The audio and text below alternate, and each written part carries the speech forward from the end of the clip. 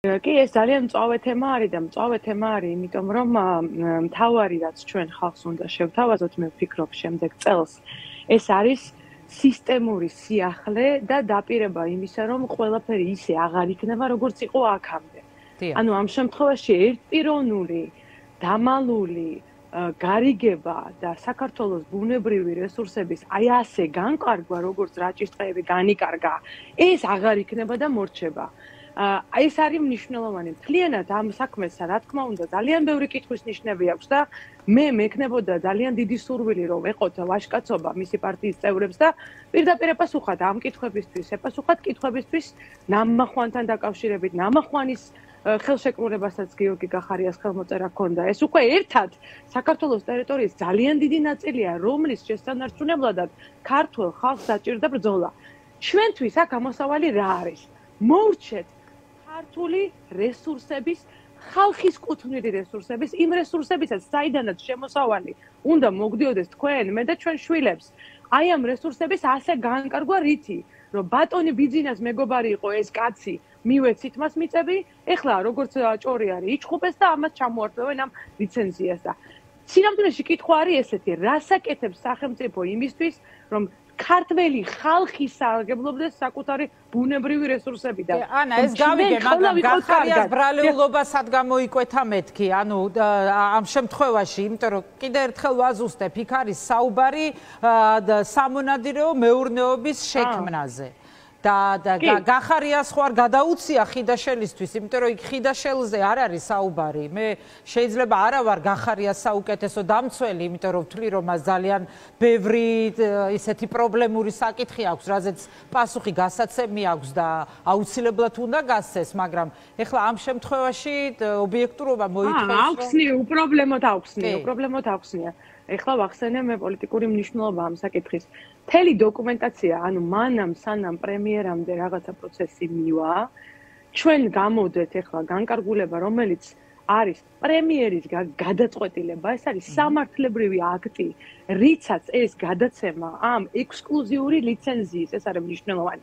ლიცენზია ექსკლუზიურია, ანუ იმ 10,000-ობით ჰექტრით სარგებლობა ყველა სხვას, მათ შორის საქართველოს მოქალაქეებს და მათ შორის მცირე და პატარა ბიზნესმენებს, მათ შორის პატარა ტურისტულ კომპანიებს, ყველას შეეზღუდა ამ გადაწყვეტილებით, გაუმჭირვალე გადაწყვეტილებით. მანამდე მას უძღვის წინ უზარმაზარი პაკეტი დოკუმენტებისა, რომელიც ინტერნეტ სივრცეში არსებობს, მათ შორის თვის ამბებსაც აქვს გამოდებული არაერთ არასამთავრობო ორგანიზაციას და საჯარო წყაროებით მოიძებნება. ანუ საფუძველი შეიქმნა ჯერ კიდევ გახარიას პრემიერობის დროს. ამას ამბობთ თქვენ? იმისთვის რომ გაფორმდა. ეკა, ნახეთ, ისევე როგორც ნამახვანის შემთხვევაში. ეს გადაწყვეტილება სამართლებრივად გაფორმდა პრემიერის განკარგულებით. მან პასუხისგებლობა სამართლებრივ პრემიერის განკარგულება რო არ ყოფილიყო, არ მოხდებოდა ეს არაფერი. მან ნამახვანზეც და ჯერ არასოდეს არ გაგვიგია, რატომ გააკეთა მან ეს და რატომ მოაწერა ხელი იმ ხელშეკრულებას, რომელზეც თავის დროზე იუსტიციის სამინისტრომ თქვა, რომ იქ ძალიან ბევრი ხარვეზებიაო. თვითონ ოცნების იუსტიციის სამინისტრო მე პასუხისგებლობა ვერ აიღო და მაინც მოაწერა ხელი გახარია. აქაც ნახეთ, იანვარში მელიას ინციდენტამდე, მხოლოდ რამდენიმე დღით ადრე გახარია ხელს აწერს 10,000-ობით ჰექტრის განკარგვას ქართული ტერიტორიების. ის სამართლებრივი დოკუმენტაცია, რომელიც მანამდე მომზადდა, ის მომზადებული იქნებოდა თარომდეზე და ჩემი აზრით, კითხვა ესე არის დღეს. თუ დღეს გაქვს ამბიცია, რომ ხელისუფლებაში 9 წელი ყოფნის შემდეგ, 9 წლის ყოფნის შემდეგ, შენ ამბიცია გაქვს, რომ რაღაცა შეგიძლია ქართულ ხალხს მისცე, კი ბატონო, მაგრამ მაშინ არის რაღაცა ფუნდამენტური კითხვები, რასაც პასუხი უნდა გასცე. მათ შორის მაგალითად სასამართლოსთან დაკავშირებით, აი, ყბადაღებული თემა არის, ეხლა მისი პარტიის წარმომადგენლებიც ყველა გამოდი სასამართლო. არც ერთი ქვა არ არის დადებული მისი პრემიერობის დროს. მისი გუნდის მიერ მათ შორის, რომლებიც იყვნენ განუყოფელი ნაწილი კლანის მუშაობის. ზურა ბადეიშვილის მოადგილიდან დაწყებული სასამართლო ხელისუფლების უმაღლესი დონის პირებით. ხო, მე დარწმუნებული ვარ, რომ ამ თემებზე გახარიას გუნდის წევრები და პარტია საქართველოსთვის გუნდის წევრები ამაზე ყველაფერზე ხვალ მაინც პასუხს გაგცემენ. სამწუხაროა, რომ დღეს არ არიან ისინი ჩვენთან ერთად და პირდაპირ ეთერში არ შეუძლიათ მათ ამ თემებზე პასუხის გაცემა. და ნახოთ რა იქნება მათი არგუმენტები, ძალიან საინტერესოა. მე მინდა ასევე შევეხოთ კიდევ სხვა ძალიან მნიშვნელოვან საკითხებს და ივანიშვილის ხელისუფლებიდან გასტუმრების საკითხიც მინდა განვიხილოთ. თქვენ როგორ გესახებათ აი ეს თემა? როგორ ხედავთ აი ამ გზას და რა უნდა გააკეთოს ოპოზიციამ ამისთვის? ამაზე მინდა აუცილებლად რომ ვილაპარაკოთ. დიახ, ნახეთ, როდესაც ჩვენ ვამბობთ, რომ ჩვენ გვინდა ევროპა, აი თქვენ რეფერენს უპასუხებთ. აქ მარტო ევროპა, მარტო იმიტომ ხო არ გვინდა რომ უნდა ევროპაში ვიაროთ და ვიფრინოთ. პოლიტიკის ევროპული ფორმები უნდა დავამკვიდროთ ჩვენ, ხო? ჩემი ამოცანა პოლიტიკაში ეს არის, რომ მარტო დროშაკი არ ვაფრიალოთ, ევროპული პოლიტიკა გქონდეს. ამისთვის ყოფილმა პრემიერმა, რომელიც ხელისუფლებაში 8 წელია თავის გუნდი არა, მე კი არ უნდა გავცეს პასუხი. რაჭულ მიწაზე რაჭველებს უნდა გასცეს პასუხი.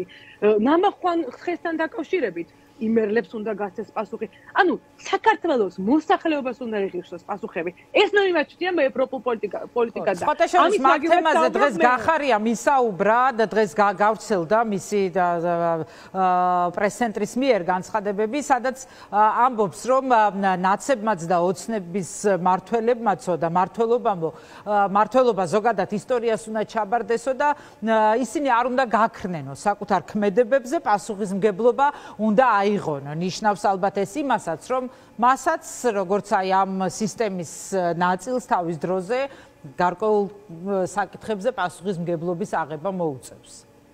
აქ ისიც არის და თქვენ კითხვას აუცილებლად ვუპასუხებ, უკავშირდება. ისიც არის, რომ ჩვენ როდესაც ვსაუბრობთ პასუხის გაცემაზე, დიდი სიამოვნებით თქვენ იცით, რომ წინა არჩევნების დროს ეგ არ დამიჯდა მე დებატებში, ეთყობა არ ქონდა ამის სურვილი და კაცებთან უდოდა მარტო დებატი, დიდი სიამოვნებით აი პირდაპირ მიუმართავ.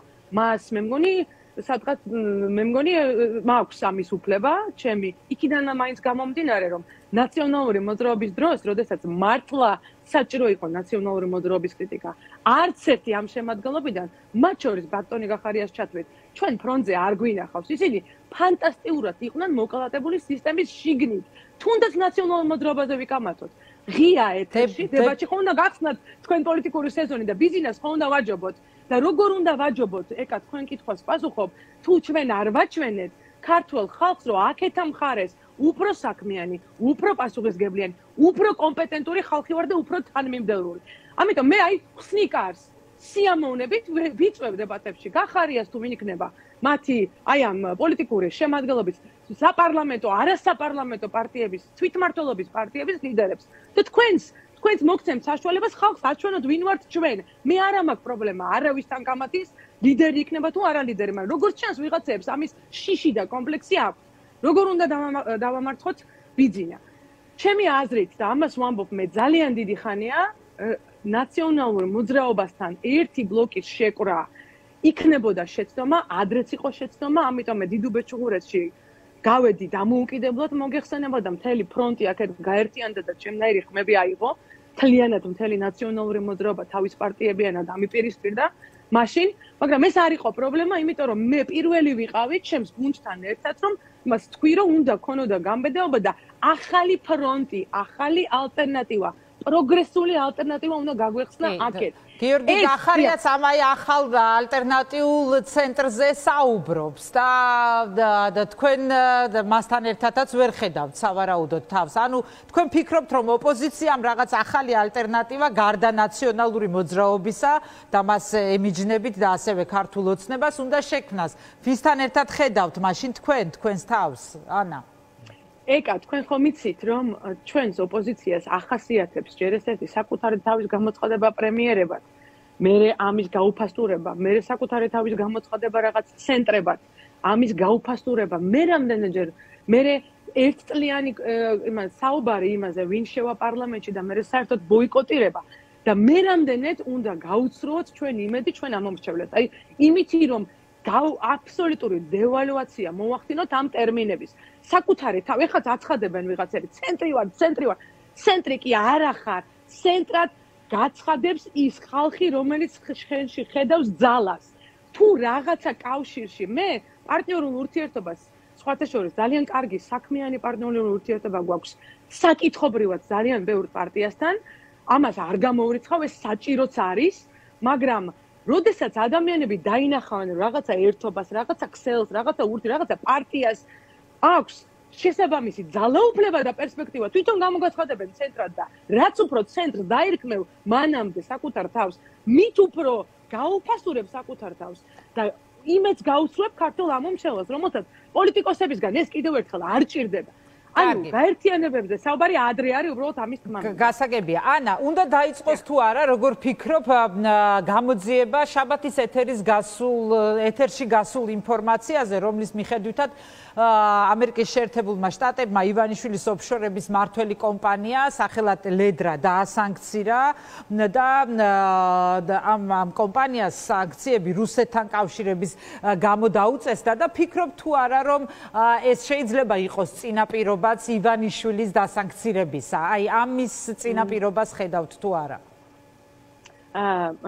დიდი მადლობა ამ კითხვისთვის. იქიდან დავიწყოთ, რომ მას შემდეგაც დაასანქცირეს ჩვენ და სამარცხვინოდ და სამწუხაროდ ჩვენი მოსამართლეები, ანუ ჩვენ ახლა ვცხოვრობთ ქვეყანაში, რომელსაც სადაც სამართალს აღასრულებენ სანქცირებული მოსამართლეები. ნუ ძალიან სამარცხვინოა ახლა ეს და სუმცირე რატო უნდა გაუშვათ ეს ხელისუფლება და სასამართლოს რეფორმა რატო უნდა მოვახდინოთ, ეს არის.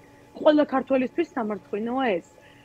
მოსალოდნელი იყო, მე ვფიქრობ, ფარცხალაძის სანქცირებაც ფორმულირება, რომელიც იყო მასზე პიროვნულად მიმართული, იყო შემზადება და ეს იყო გარკვეული არაპირდაპირი გაფრთხილება ივანიშვილისთვის, ეროვნული ბანკის გადაწყვეტილებაც, რაზე პასუხისგებლობაც ნაწილობრივ აუცილებლად უნდა იყოს სალომე ზურაბიშვილმა და თუ ისიც როდესმე ხალხს აუხსნის ამ გადაწყვეტილების აკრს და ამაში შემეწვრილი მექნება პირიქით ძალიან გამიხარდება, იმიტომ რომ არ შეიძლება რომ ეს გააკეთო ეროვნულ ბანკზე, ნათია თურნავან დანიშნო, ორი ოცნების წარმომადგენელი დანიშნო, სავალუტო ფონდის კრიზისის შექმნას შედეგად ფარცხალაძის მოქალაქეობა არ ჩამოართვა და მე ამაზე ეს არაფერი არ ახსნა. ივანიშვილის საკითხს რო დაუბრუნდეთ.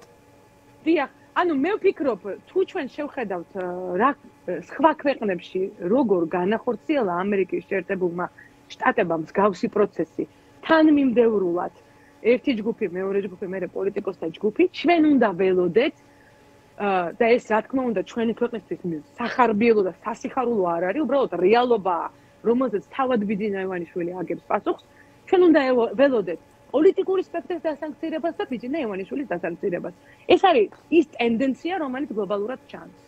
ანუ თქვენ ამას ელოდებით. თქვენ ახსენეთ სალომე ზურაბიშვილიც თქვენს საუბრებში და დღეს იყო სწორედ სალომე ზურაბიშვილს აი იმპიჩმენტის ჩავარდნის შემდეგ პარლამენტში იცით როგორც განვითარდა მოვლენები, ქონდა შეხვედრა არასამთავრობო სექტორის წარმომადგენლებთან, რამდენიმე მათგანი იყო ამ შეხვედრაზე, თინა ხიდაშელი, ნინო ლომჯარია, ეკა გიგაური, თამარ ჩუგოშვილი და იქიდან გამოსულები ეს ადამიანები საუბრობდნენ იმის თაობაზე, რომ დარჩათ ყოველ შემთხვევაში ასეთი განცდა, რომ სალომე ზურაბიშვილი არ აპირებს, რომ დანებდეს ოცნების, ასე ვთქვათ, რაღაც მისთვის ადგილის მიჩენის მცდელობას და სავარაუდოდ ის გააგრძელებს კვლავ კანდიდატის სტატუსის მოთხოვნის მიზნით ევროკავშირის ქვეყნების ლიდერებთან შეხვედრებს.